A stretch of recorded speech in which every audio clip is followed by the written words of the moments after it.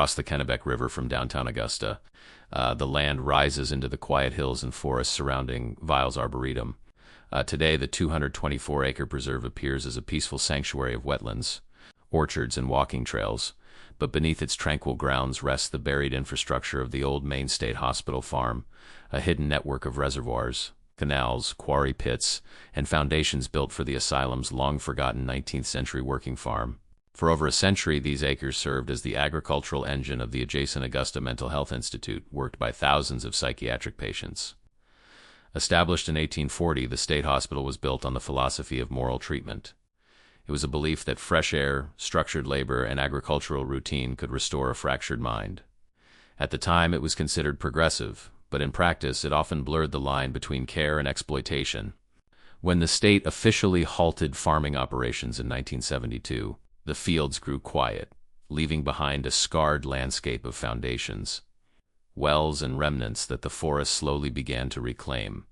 As the decades passed, these physical traces of the asylum farm became anchors for local folklore. Chief among them is the Piggery, located near the crest of the hill along what is now the Inner Loop Trail. A large stone foundation with iron bars remains, its original form obscured by time and overgrowth. In the years that followed, a darker story began to circulate. Because pigs are famously omnivorous, a local legend took root that the site was used to dispose of bodies. Rumors whispered in Augusta told of patients who died in the institution or simply vanished from its crowded wards, being quietly fed to the pens. Not far from these stone ruins lie the remnants of the hospital's long struggle for water.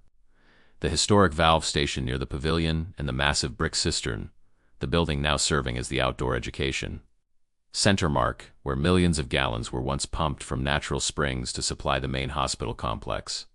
In local oral history, these deep wells and hidden waterworks also became the subject of eerie legends of tragic drownings, desperate midnight escapes, and bodies said to have been concealed within the property's flooded recesses.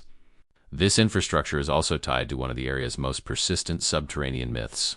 For decades, Augusta urban legend has described hidden tunnels supposedly running from the main asylum complex beneath Hospital Street and surfacing near the Piggery or the old cistern.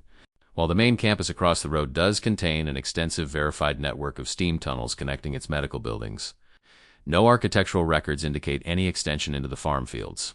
Still, generation after generation of local teenagers and amateur explorers have searched the Arboretum's woods, combing through the brush for sealed bunker doors or hidden concrete, entry points to a subterranean world that likely exists only in rumor. But the unease that lingers in these woods isn't just born of folklore. It is also rooted in a tragic chapter of the hospital's real history. Because the farmlands bordered Augusta's residential neighborhoods, the perimeter of the property was long viewed by locals with a mixture of caution and concern. In May of 1985, 15-year-old Sharon Taylor was found stabbed in the Pine Tree State Arboretum, the land that is now Viles Arboretum. Her attacker, Paul Addington, was an AMHI patient living in a supervised residential program on hospital grounds and was permitted limited unsupervised leave at the time. The tragedy became one of the most high-profile incidents linked to the institution in the 1980s. It left a lasting mark on how the surrounding woods were perceived, no longer just a landscape of history and old myths, but a place shadowed by very real human tragedy. The borders of the woods had felt precarious even before that attack.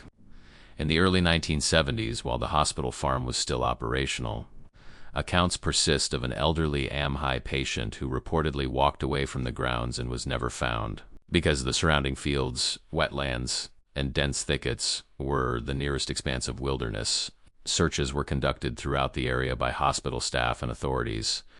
Despite extensive efforts, no trace of the individual was recovered.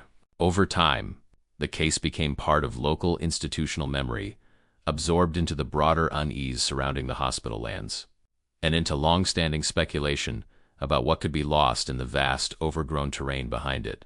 Disaster also seemed to follow the infrastructure of the old farm itself, particularly the Piggery, which was destroyed by fire twice in its history. The first occurred in 1904, when the original three-story wooden barn burned to the waterline. Though it was rebuilt, another fire in 1944 consumed the structure once again. While the state attempted to temporarily maintain operations, the extent of the damage accelerated the decline of the swine program.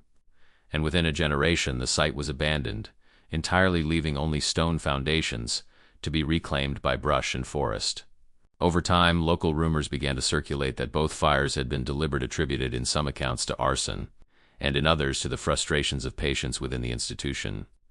None of these claims were ever formally confirmed, but they became part of the wider folklore surrounding the site. Compounding this atmosphere of tragedy is a localized legend surrounding an excavation project near the old barn ruins in the mid-20th century. According to local lore, workers are said to have uncovered unrecorded remains, fueling speculation that was never publicly substantiated, but quickly absorbed into the site's growing mythology. In paranormal accounts, this story has evolved further, merging with broader folklore in which certain older, gnarled trees along the outer trails are pointed out as places where patients may have wandered off and died unnoticed in the vast landscape. These claims, however, remain part of oral tradition rather than documented history. What gives these legends their lasting power is the documented history just across the road. There, during later state development projects on the Maine campus, workers did, in fact, uncover unmarked graves of hundreds of former patients, burials long forgotten and lost to time. Today, there is a striking contrast between the peaceful, sunlit trails of Viles Arboretum and the heavy history of the land it occupies. The swine are gone, the stone crusher in the old granite quarries sits silent, and the historic water valves have long since rusted shut, yet the property remains a landscape shaped by a century of institutional isolation, labor, and hidden activity. It reflects how a place can carry a complex history that cannot be fully erased by time or conservation.